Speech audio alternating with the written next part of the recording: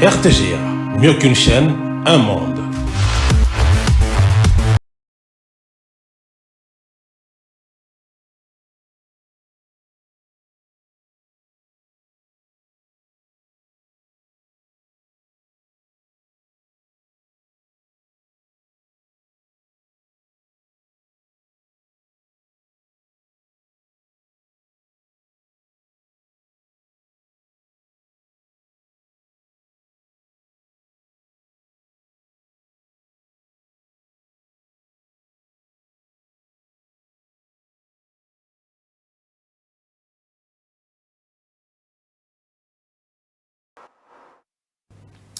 C'est un week-end de relance en Coupe Interclub de la CAF pour les clubs congolais engagés en Ligue des Champions. Les Corbeaux, après le match nul lors de la première journée face au Mouloudia Club d'Alger, vont tenter de se relancer lors de la deuxième journée prévue ce dimanche. Alors qu'Emmanuel Maigno également, qui avait enregistré un match nul en Afrique du Sud, tentera de gagner face au Raja Athletic Club de Casablanca en handball l'élimination des Léopards de la RDC. En tout cas, on va en parler lors de la Coupe d'Afrique des Nations organisée à Kinshasa. Bonjour messieurs, bonjour mesdames, merci d'être avec nous sur la RTGA pour votre rendez-vous hebdomadaire à Avenir Sport. Et pour en parler, le casting d'aujourd'hui prévoit la réception de GD Louis Koupa, qui est journaliste et analyste sportif, qui n'est plus à présenter. Bonjour GD et bienvenue. Bonjour Sylvain, bonjour à tous ceux qui nous suivent en ce moment. C'est toujours un plaisir de parler sport, surtout que les rendez-vous nous appellent. Les sportifs ont besoin d'entendre ce que nous avons à analyser et surtout que le week-end s'annonce très chaud sur le plan continental notamment. Ravi d'être là, merci. Merci beaucoup. Espérons que Miguel pourra nous rejoindre bien avant la fin de cette émission. On commence avec les coupes interclubs de la CAF. En Ligue des Champions, il y a quand même deux clubs qui sont encore en lice. Commençons d'abord par Magné Maignan qui joue ce samedi face au Raja Athletic Club de Casablanca. Magné Maignan, un bon résultat face à Mamelodi Sundowns, mais devant une équipe, l'Aigle de Casablanca, qui a été blessé lors de la première journée. Raja a été battu. Est-ce que Magné Maignan peut gagner à domicile un match aussi difficile? Oui, c'est possible que Magné Maignan gagne ce match. C'est vrai que c'est un match difficile face à un adversaire qui est habitué à jouer la compétition, qui a fait des preuves dans cette Ligue des Champions. C'est vrai que Raja Casablanca est aussi un revenant, parce que ça fait quelques années qu'ils étaient plus dans le haut niveau du football africain. Mais Magné Maignan a toutes les armes pour gagner. Ils ont fait un bon match en Afrique du Sud contre Mamelodi Sundowns, 0 but partout. Après, ils ont perdu, malheureusement, en championnat contre Rangers. C'est quand même ça l'image de cette formation. Contre les grandes équipes, ils font des très belles prestations. Et contre les petites équipes, entre guillemets, ils n'arrivent pas à gagner. Je pense que la défaite contre Rangers dans la semaine, ça peut encore booster les hommes de Papi Kimoto pour qu'ils comprennent que l'enjeu contre Raja Casablanca, c'est énorme. Il faut prendre des points, c'est jouer à domicile. Donc chaque point compte. Et je pense qu'ils ont la possibilité de gagner cette formation. C'est vrai que, comme vous l'avez souligné, Raja Casablanca a été battu lors de sa première journée. Il viendra avec l'idée de gagner parce qu'ici, ce n'est pas question de gagner, aller de faire un match nul, aller pour négocier le match retour chez soi. C'est gagner et prendre des points. Et ils savent aussi. C'est un mini-championnat, un mini-tournoi. Un mini-tournoi. Donc avec 0 point, Raja Casablanca, Magné Maignan a 1 point. Donc il faut s'attendre à un match très disputé. Et moi, j'espère qu'on va voir un spectacle à la hauteur, puisque les deux formations vont certainement vouloir gagner pour se positionner. Moi, je pense que ça va être un match spectaculaire. Hein. En tout cas, on a espoir de voir un match vraiment à la hauteur des attentes de la Ligue des champions africaine.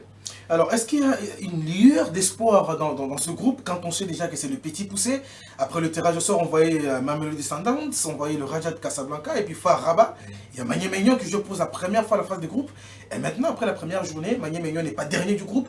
Est-ce qu'il y a une lueur d'espoir de voir cette équipe aller bousculer en tout cas les géants du continent? Contre toute attente, personne ne s'y attendait à un match nul. Vraiment un match nul mérité pour Magné Maignan en Afrique du Sud contre. Ils se sont créés pas mal de situations. Pas mal de situations. En tout cas, dans le jeu, c'était pas non plus ridicule. C'était vraiment un adversaire qui a fait le poids contre le grand Mamelodi Sundowns à domicile en plus. Donc, je pense que tout le monde maintenant peut regarder droit dans les yeux Magné Maignan et ils ne doivent pas sous-estimer non plus cette formation. Donc, terminer déjà deuxième dans le championnat congolais, là où il y a Vita Club, là où il y a d'autres grands clubs, ça veut dire que c'est pas rien. Et Magné Maignan nous a prouvé que c'est un club qui est dans une pente ascendante. Ils ont battu Mazembe récemment, je crois que c'était la saison dernière.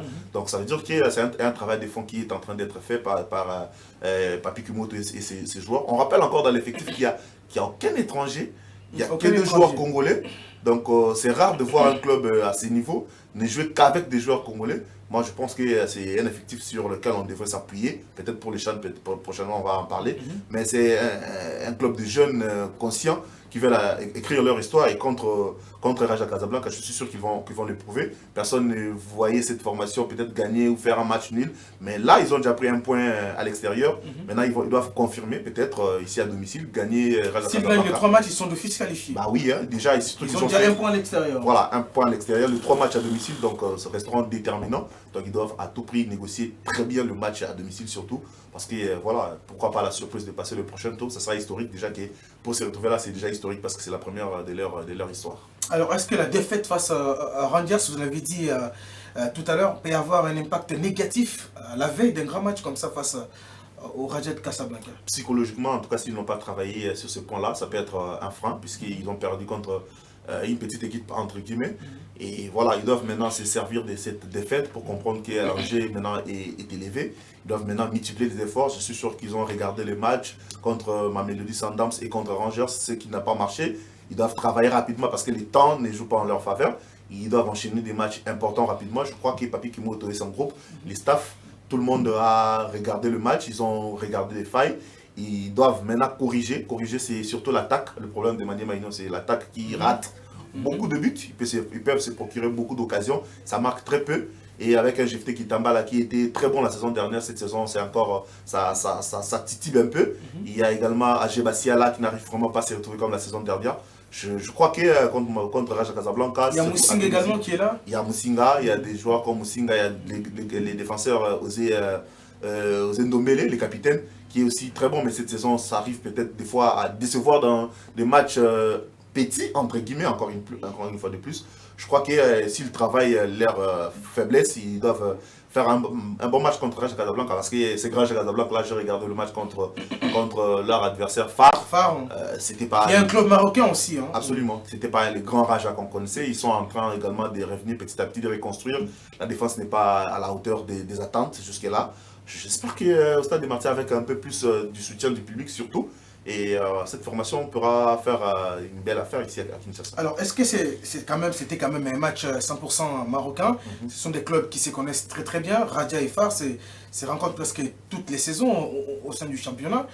Est-ce que cette défaite-là ne peut pas être, comme on dit en français, un trompe-l'œil?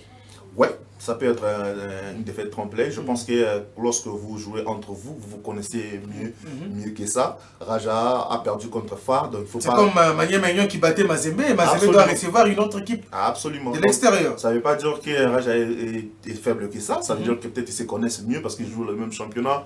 Il y a de l'enjeu, il y a voilà l'histoire, il y a la politique qui tourne autour de tout ça. Donc il ne faut pas que Mazembe, comme Maniema, s'appuie sur la défaite là forcément, mais ils peuvent aussi se servir de cette défaite là parce que ça restait quand même un grand derby et se retrouver comme ça contre une formation qui a perdu, donc c'est quelque part un lion blessé, donc ils viendront avec l'idée de gagner, surtout que Mazembe et Maniema encore une fois, et était classé dans le chapeau 4, les petits poussés du groupe, donc ils vont venir avec une ascendance psychologique, de dire que voilà, on va jouer contre les petits entre guillemets du groupe, on doit gagner, et c'est là où ça peut se révéler très important pour Maniema, pour voilà, défrayer cette polémique et de la pronostic et voilà, gagner. Moi je pense que Maniema a toutes les armes possibles pour faire un bon match surtout. Et ces matchs-là vont se jouer sur les détails parce que voilà, des matchs comme ça se joue sur les détails. Attention avec des clubs du Maghreb sur les coups de pieds arrêtés, les coups francs, les corners, ils sont très forts. Hein. Ils sont forts en fort rythme. Il faut ramener un fort rythme pour faire croire que vous dominez le match. Et après, puis voilà, sur un top. Et vous jouez avec l'arbitrage, il crie sur l'arbitre à tout moment, il vous déstabilise. Là, vous perdez le contrôle du match, il vous marque 1 ou 2 buts et puis c'est fini.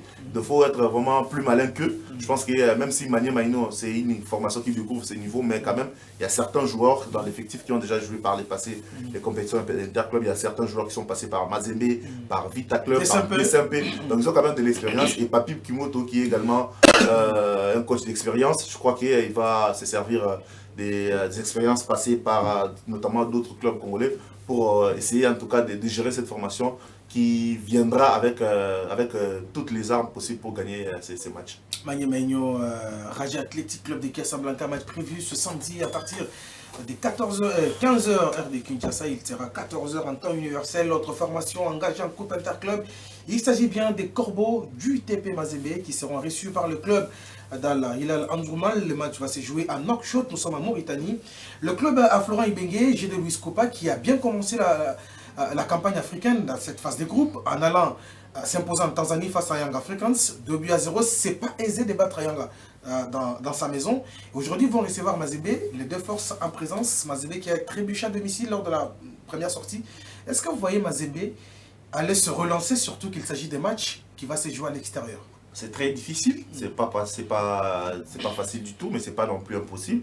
Je crois qu'on doit d'abord reparler de ce contexte du match, parce que le club Al Hilal Omdurman, ça fait 14 mois maintenant qu'il joue à l'extérieur, donc à cause de la guerre civile qui sévit dans le Soudan.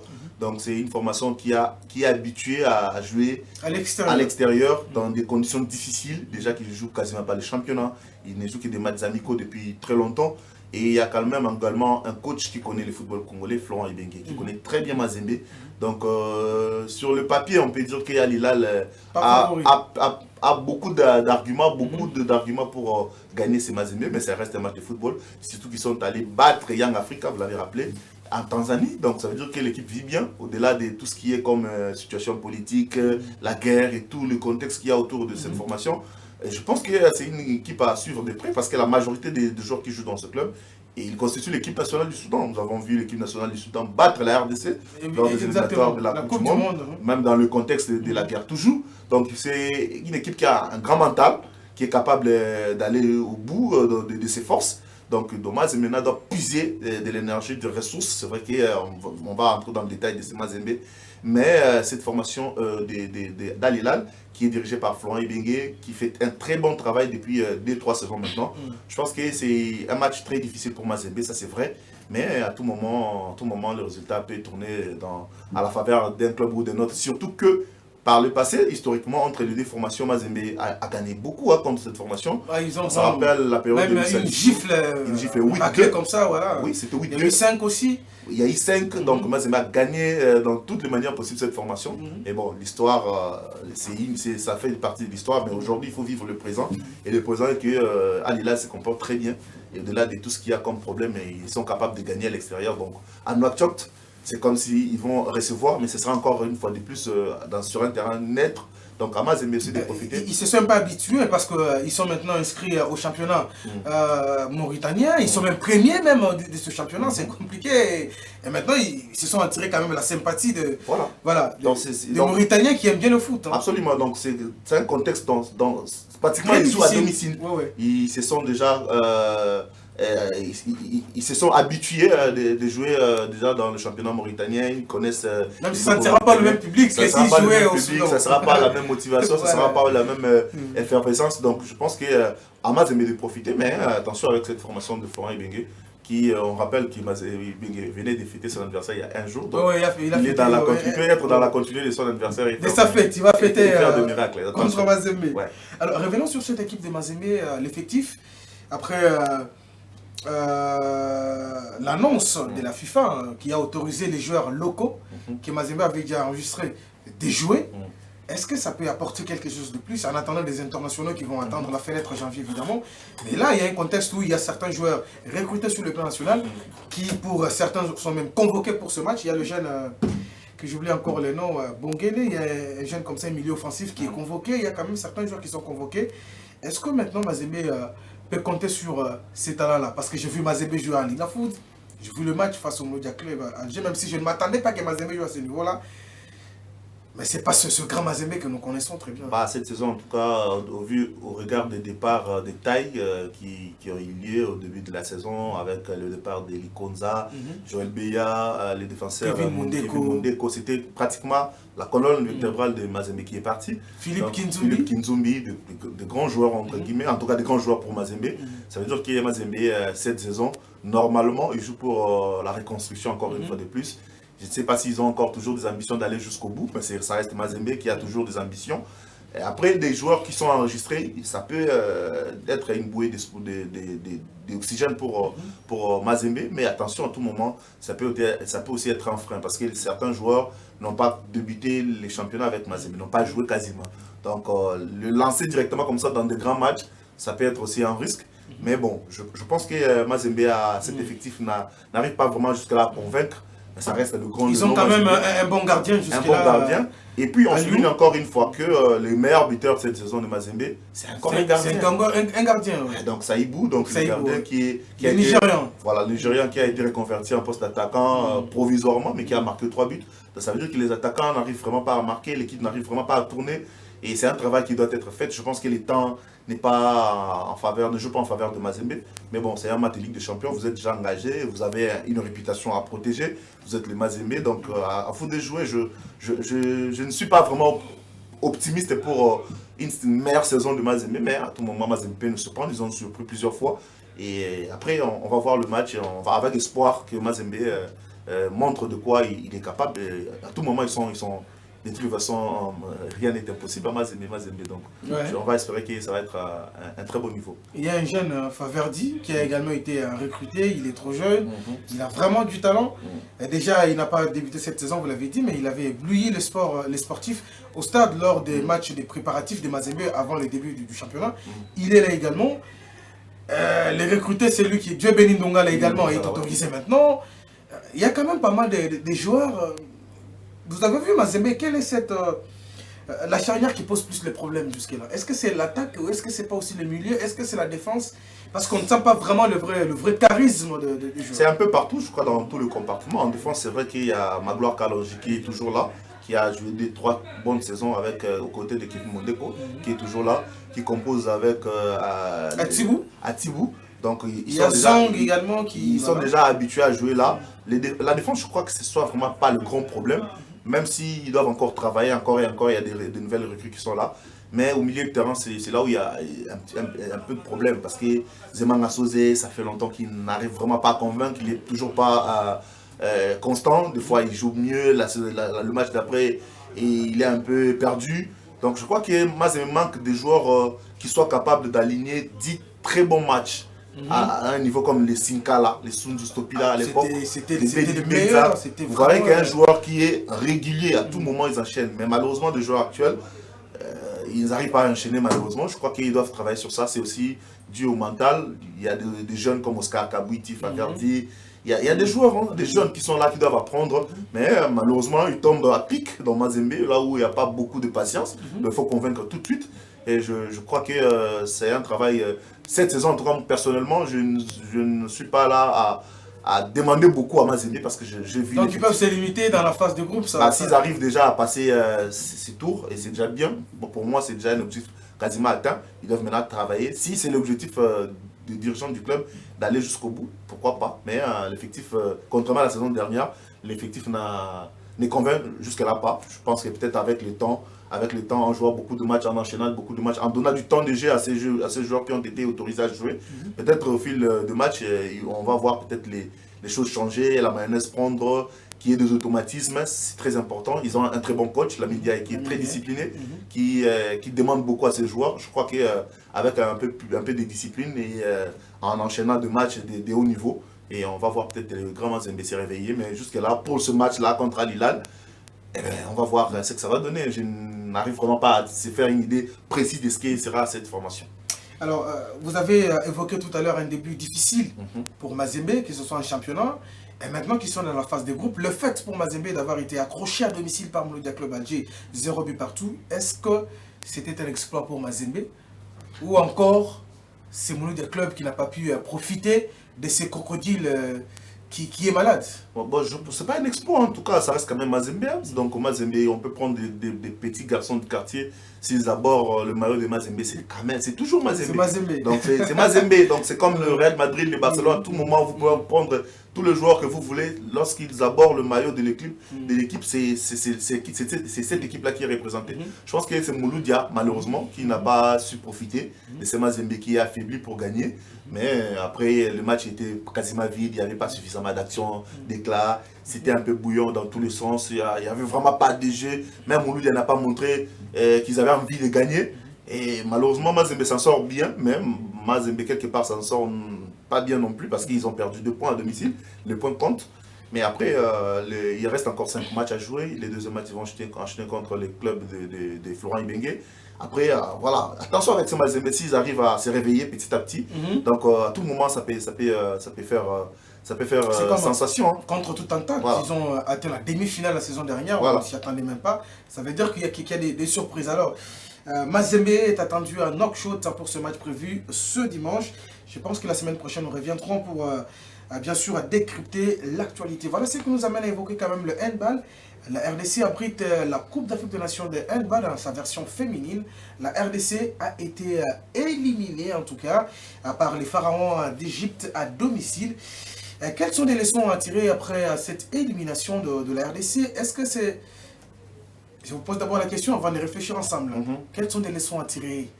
C'est faire éliminer à domicile, et surtout en quart de finale, même pas une demi-finale. Des leçons à tirer, je pense que c'est la préparation. Il faut intensifier la préparation, il faut prendre beaucoup de temps pour préparer l'équipe. Je crois que nous avons tous suivi les matchs et les prestations de l'équipe nationale de RDC de handball féminine. Je crois que les talents, il est là, en tout cas suffisamment de talent pour faire mieux, mais il y a eu des petits détails sur lesquels on n'a pas vraiment beaucoup travaillé, entre autres la gestion de match, la gestion des dernières minutes de match, en tout cas dans plusieurs matchs. On a bien commencé, on commence toujours bien, on fait des premières mi-temps toujours bonnes, après en deuxième mi-temps ça relâche toujours. Je crois que ce sont des leçons qu'il faut tirer. Et puis je vais profiter de cette contre-performance de notre équipe nationale pour peut-être lancer un message à la fédération. C'est la fédération qui a organisé les handballs, c'est bien. Félicitations à la Fédération congolaise des handballs avec tout ce qu'ils ont fait, mais ça ne doit pas s'arrêter comme ça. On ne doit pas s'attendre à organiser une compétition la veille pour commencer à faire tout à la va-vite. On a vu comment cette équipe a préparé au Portugal, c'est vrai, mais les temps étaient très limités. On a organisé rapidement la Coupe du Congo qui ne s'était pas jouée depuis 2016, je crois. Juste pour prendre quelques news de la compétition, ce n'est pas comme ça qu'on organise les choses. Après, malheureusement, après la compétition, on a besoin de voir qu'il y ait quand même une continuité, un travail de fond qui s'est fait. Comment faudrait faire, comment organiser sur le plan national régulièrement des championnats pour dénicher des talents. Ceux qui jouent en Europe, il faut organiser des stages par-ci par-là à tout moment pour qu'on ait quand même des niveaux. Et là, l'effervescence qui a tourné autour de cette compétition montre que si on arrive à mieux faire les choses, on est capable de faire encore de grandes choses. Malheureusement, nos léopards, la plupart ont découvert la RDC, en tout cas en venant pour la première fois. Donc, il y avait un peu de tout. Il faut en même temps s'habituer, s'acclimater avec son pays, comprendre comment ça fonctionne, en même temps gagner des matchs, en même temps faire... Il y avait aussi les résultats à faire. Donc, je crois que c'était un peu beaucoup demandé à ces jeunes dames. Malheureusement, je vais dire félicitations à ces jeunes dames qui ont montré qu'elles étaient capables de nous faire gagner beaucoup de matchs. Malheureusement, dans les détails, on a perdu. Il y a manqué vraiment beaucoup, hein, surtout si vous regardez l'équipe de la RDC comparée à l'équipe d'Égypte, vous savez que vous voyez que l'équipe égyptienne était compacte, calme, elle était calme même malgré qu'elles étaient menées.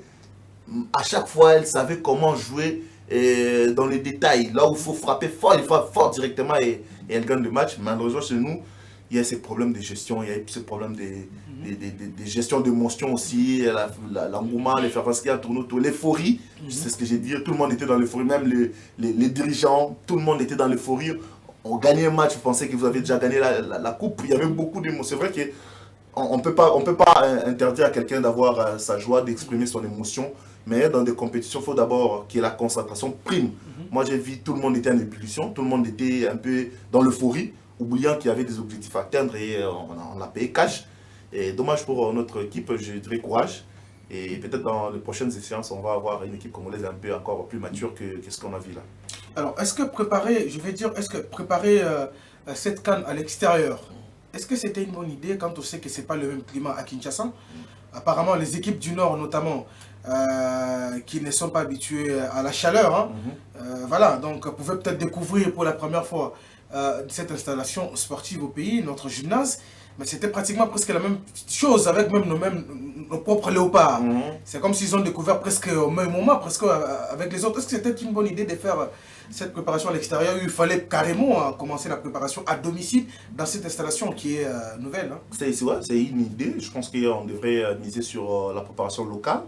En tout cas, ça aurait été très important si nous avions eu le temps de préparer ici. Ça aurait donné le temps à ces jeunes athlètes de découvrir le pays, de s'acclimater, de comprendre tout ce qui se passe autour, au lieu qu'elles viennent apprendre comme toutes les nations alors qu'elles sont à domicile. Je crois que c'est une erreur peut-être que nous devons peut-être préparer dans les prochaines échéances. Sauf que je pense qu'il y a eu un problème de tartan. C'est tartan-là que nous voyons là. Il a été installé, je crois, 2 ou 3 jours comme ça, voilà. Même nos léopards l'ont découvert. Voilà, et le président de la fédération, Amos Mbayo, lors d'une interview accordée quelques semaines avant la compétition, il disait que les tartans là étaient encore en France, à Lyon, en train d'être confectionnés. Donc c'est arrivé un peu en retard, l'état qu'on installe. En tout cas, le gymnase n'était pas à 100% prêt pour que les léopards se préparent. Mais quand cela les tienne, elles pouvaient se préparer parce que même le tartan de basketball, ça pouvait servir, même si ce n'est pas vraiment adapté. Mais bon, ce qui est sûr, la préparation au Portugal a été dans les meilleures conditions possibles. Mais l'acclimatation, l'adaptation, ça posait problème. Ils ont même gagné contre le Portugal. Contre le Portugal, oui, parce que c'est l'environnement qu'ils connaissent le mieux. Tous pratiquement sont de l'Europe, à part 2 locales ici. Pratiquement de l'Europe, comme ils comprennent ce que c'est le football européen et comment le sport européen, le handball européen. Et lorsqu'elles viennent ici au Congo, c'est comme si elles découvrent un peu tout. Je vais également pointer du doigt le responsable de cette contre. Je pense que c'est, en tout cas pour moi, en première partie, en premier lieu, c'est l'entraîneur. L'entraîneur, vous savez, le match de handball, c'est comme le match de basketball. Vous pouvez demander le temps mort à tout moment. Vous avez la possibilité de demander le temps mort, qu'on arrête le match pour que vous donniez les consignes. Je ne peux pas comprendre, surtout le dernier match qu'on a perdu contre l'Égypte, je ne peux pas comprendre cette erreur de débutant. C'est une erreur de débutant qu'on a faite, qu'on a perdu le match sur le fil. Il reste 24 secondes, on est à égalité partout, 22 partout, 24 secondes. Et vous voyez les léopards tenter un tir à 24 secondes. Non, mais il faut gérer. Vous avez la possibilité d'aller en prolongation. Donc vous gérez autant que possible. Soit vous gérez jusqu'à la fin, on part en prolongation, on se donne encore la chance. Soit vous attendez les 3 dernières secondes, vous tentez un tir. Si ça rate, en prolongation, vous avez la chance d'égaliser voilà. au cas où vous inquiétez. Elle ne pouvait pas tirer à ce moment-là. C'est ce que les commentateurs, Jean Dedem que nous saluons, disaient. Ils craignaient. Donc ils disaient il ne faut pas tenter. Au moment où il parlait, il n'a même pas fini à parler. On tente un tir raté. Et puis ça tourne contre nous, on marque contre nous. Quasiment on est éliminé. Je pense que l'entraîneur, le staff technique n'a pas géré la fin du match. Et c'est pas que ces matchs-là, on a vu, c'est pratiquement contre le match qu'on a perdu encore contre le Cameroun. C'était dans des erreurs de détail. Contre l'Angola, c'est vrai que l'écart de niveau est énorme. Mais nous avons perdu contre... Vous voyez vraiment qu'il y a des horaires techniques. Des erreurs techniques, donc des consignes n'étaient pas, je pense, respectées, ou il n'y avait quasiment pas de consignes. Quelque part, le staff technique, le coach doit assumer ses responsabilités parce que sur le plan technique, nous avons péché. Côté organisation, côté tout ce qu'il y a, l'effervescence, l'engouement, on a réussi en tout cas. Mais sur le plan technique, ça a péché. Le coach Clément, je crois c'est son nom, il doit être responsable de cet échec. Et peut-être si la fédération pense qu'ils doivent... limoger l'entraîneur. Non, pas limoger, peut-être revoir. C'est tirer parfois les conséquences. Pourquoi pas? S'il faut revoir encore ses objectifs, s'il faut peut-être qu'il parte, pourquoi pas? Parce que c'est un échec. C'est vraiment un échec à domicile. Oui, on a organisé, on sort en quart de finale, on n'a pas atteint l'objectif d'arriver, ne serait-ce qu'en demi-finale. Ou en finale carrément. En demi-finale surtout, parce qu'en arrivant en demi-finale, c'était d'office une qualification au championnat d'Afrique. Pardon, le championnat du monde, comme la Coupe du Monde de handball l'année prochaine aux Pays-Bas et en Allemagne, mais on n'a quasiment pas atteint cet objectif. Pour arriver jusqu'en finale, c'était encore un objectif à atteindre, mais les demi-finales, au moins, on nous aurait qualifié, mais malheureusement, moi j'ai la peine, en tout cas j'ai souffert pour cette défaite, je n'ai pas digéré jusqu'à présent. Je peux pas moi aussi ça m'a fait beaucoup mal, très mal, je ne peux pas voir qu'on perd sur le fil comme ça, alors que nous avions tout pour gagner, et, enfin on doit assumer les conséquences. Alors revenons sur l'engouement. Pendant cette compétition, on sent vraiment que les Congolais, c'est vraiment un public sportif. Ils ont répondu présent. Et là, c'est une interpellation aux décideurs et aux gestionnaires du mouvement sportif de mettre plus de professionnalisme pour attirer du monde. On se disait peut-être que c'est le foot. Alors que le foot actuellement n'attire même pas du monde. Peut-être si les Léopards jouent, mais pour le reste des matchs, c'est compliqué. Et maintenant, on sent petit à petit qu'il y a la boxe qui attire du monde. Et maintenant, c'est du handball. Et chapeau bas quand même à ce public qui a répondu présent. Oui, le public au Congo n'a jamais été un problème. Hein. Le public répond toujours présent, surtout lorsque vous mettez une bonne communication autour, comme ça a été le cas avec les handball. La beauté de ces filles a fait vraiment office d'une bonne communication. Ah, tout le monde venait découvrir les belles dames des Léopards. Entre autres. C'est raconté dans les réseaux sociaux. Ah oui, c'est la communication. On a très bien vendu la communication autour de la beauté physique de ces jeunes dames. Et voilà, tout le monde a répondu présent aussi. C'est pas que ça, le championnat de boxe, la boxe a eu lieu. Nous avons également vu l'effervescence, l'engouement autour de ces gymnases. Je crois que c'est, comme le président de la République est un sportif avéré, à chaque fois qu'il est là présent. Certainement qu'il sera là lors de la finale, on ne sait jamais. Certainement, ouais, parce qu'il y a déjà le match de quart de finale, il était là, présent. Ah, ok. Ouais, il était présent et il était là. Malheureusement, on a perdu, on a été éliminé. Il aime le sport. Je crois qu'il a vu l'engouement qu'il y a eu autour du sport. Un jour avant, donc je crois, on a joué un match. Il y a eu un match de la paix ici au stade de Martin. Le président d'ailleurs a enfilé ses gants. Je crois que lui-même il a vu ce que ça a donné, alors que la communication n'était pas vraiment à la hauteur pour ces matchs-là. Mais le public a dans son peu répondu présent. Il y a eu un problème sérieux de communication autour de ce match-là. Depuis les Jeux de la francophonie jusqu'à ce jour, ça se voit que Kinshasa, c'est une capitale sportive qui aime le sport. Ce sont des occasions, des occasions comme ça qu'il faut saisir de ces occasions comme ça, organiser des compétitions sur le plan national, mettre même des accès gratuits comme ça. La jeunesse, c'est ça la jeunesse justement. Lorsque vous organisez les choses bien, même les Koulouna, vous sentirez qu'à chaque fois il y a des compétitions comme ça, même les Koulouna taisent un peu leurs armes et tout. Parce que tout le monde veut venir avec sa famille, etc. Je crois que les autorités doivent se saisir des opportunités comme ça pour organiser des plans sur le plan national, mettre de l'argent et essayer un peu d'organiser encore et encore, qu'on ait quand même cette habitude-là d'organiser des compétitions comme ça, la boxe, le handball, les Jeux de la francophonie. Maintenant, ça reste une grande compétition de football, pourquoi pas. Et je crois que si on fait les choses bien, on va certainement devenir encore une grande nation de sport, parce qu'on a toujours été. Seulement que ça manque toujours des petites choses dans des détails. Et on va peut-être encore une fois honorer notre pays sur le plan international. Voilà, en tout cas, merci beaucoup. Merci surtout de votre brillante participation ce matin. Merci. D'Avenir Sport, vous avez édifié en tout cas les publics sportifs. En tout cas, merci. Je pense que la semaine prochaine, on va encore se revoir. Merci. On va dire merci à Yannick Bilamou qui était à la réalisation et toute l'équipe technique. Retrouvez Patient Bangou la semaine prochaine pour l'actualité. Entre-temps, ne nous quittez pas puisque les retours de nos programmes, c'est dans un court instant. Salut, bonne journée.